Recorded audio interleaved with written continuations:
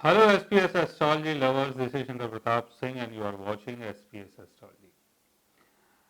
दोस्तों आज मैं आपको बताने वाला हूं कि राहु जब आपके D9 चार्ट के 7th हाउस में आता है तो आपको किन किन चीजों का एक्सपीरियंस करवाता है। और D9 चार्ट के बारे में जैसे हम जानते हैं कि जो D9 चार्ट है उसको मैरिज के लिए देखा जाता है और D9 चार्ट में जितनी भी प्लेनेटरी पोजीशंस होती हैं उनकी भी अपनी एक इम्पोर्टेंस है।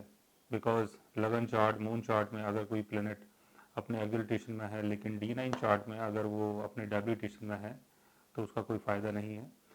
और इसी तरीके से अगर कोई प्लेनेट आपके D9 चार्ट में आपके मून चार्ट में अपने डेबिलिटेशन में है लेकिन D9 चार्ट में अगर वो अपने एग्जिल्टेशन में है तो आपको काफ़ी बेनिफिट होता है और उस पर्टिकुलर प्लेनेट की जो स्ट्रेंथ है वो भी बढ़ जाती है। दूसरा D9 जो चार्ट है वो हमारी सोल की जर्नी है और हमारी सोल का एक्सपीरियंस है। जो भी हमारी सोल जो एक्सपीरियंस कर रही है कई जन्मों से उसका संबंध है D9 चार्ट से। तो यहाँ पर D9 चार्ट की इंपॉर्टेंस बहुत ज़्यादा बढ़ जाती है। और जैसे मैंने आपको बताया कि D9 चार्ट जो है वो हमारे सोल का एक्सपीरियंस है और हमारी सोल के अंदर क्या बदलाव आ रहा है, हमारी जो आत्मा है वो किन किन चीज़ों को एक्सपीरियंस कर रही है। तो इसलिए बोला जाता है कि जो D9 चार्ट है वो हाफ ऑफ द लाइफ के बाद एक्टिवेट होता है या मैरिज के बाद एक्टिवेट होता है। लेकिन अगर आपकी शादी नहीं हुई है तो इसका मतलब ये नहीं है कि D9 चार्ट आपका एक्टिवेट नहीं होगा। 35 की एज के आसपास जाके D9 चार्ट में बहुत कुछ ऐसा आपको देखने को मिलता है कि जिसका संबंध आपकी लाइफ से होता है। तो 35 की एज के बाद अगर आप डिविजनल चार्ट देख रहे हैं तो D9 चार्ट को देखना बहुत ज़रूरी है।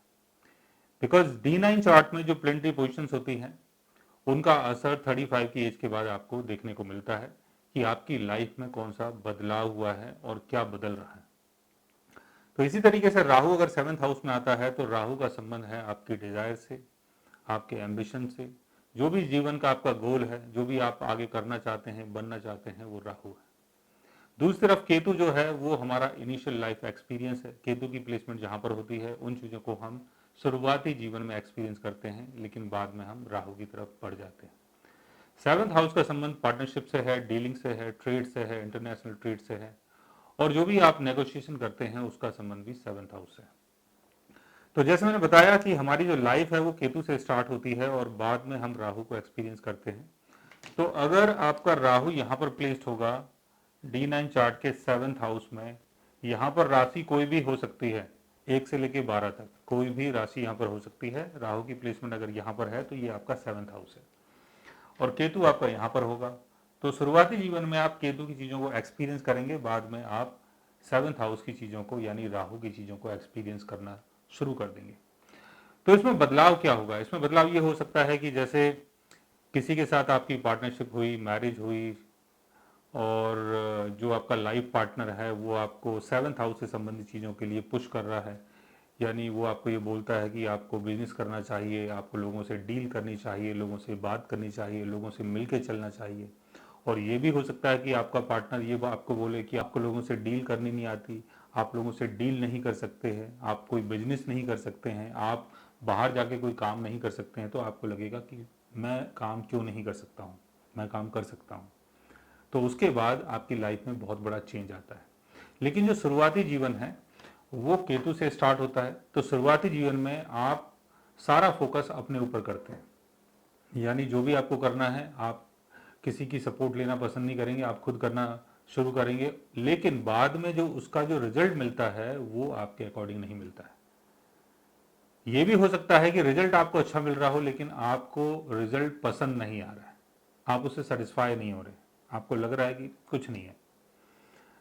तो राहु 7th हाउस में अगर है D9 चार्ट के तो 35 की एज के बाद आप डील स्टार्ट करते हैं, आप किसी के साथ पार्टनरशिप कर सकते हैं, आप किसी के साथ अलियांस कर सकते हैं, मीटिंग कर सकते हैं, दोस्ती यारी कर सकते हैं और उसके थ्रू अपने बिजनेस को प्रमोट कर सकते हैं।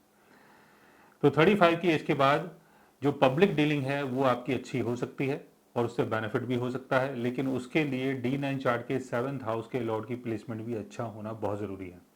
अगर 7th हाउस का लॉर्ड और उसकी प्लेसमेंट अगर अच्छी नहीं है या 7th हाउस का लॉर्ड अगर अपने डेबिलिटेशन में है तो हो सकता है कि डीलिंग के बाद भी, लोगों के साथ मिलने के बाद भी, अलियांस के बाद भी आपको उतना बेनिफिट ना मिले।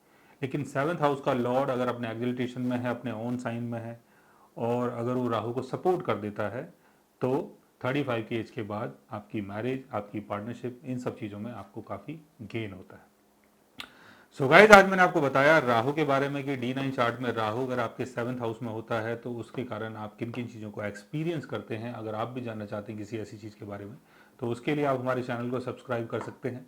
और अगर आप हमसे बात करना चाहें, कंसल्ट करना चाहें, पर्सनली हमसे मिलना चाहें, तो आप हमारी वेबसाइट के थ्रू, हमारे ऐप के थ्रू हमसे मिल भी सकते हैं, बात भी कर सकते हैं, और गाइस आप हमसे कंसल्ट भी कर सकते हैं। So guys, take care, love you all and good.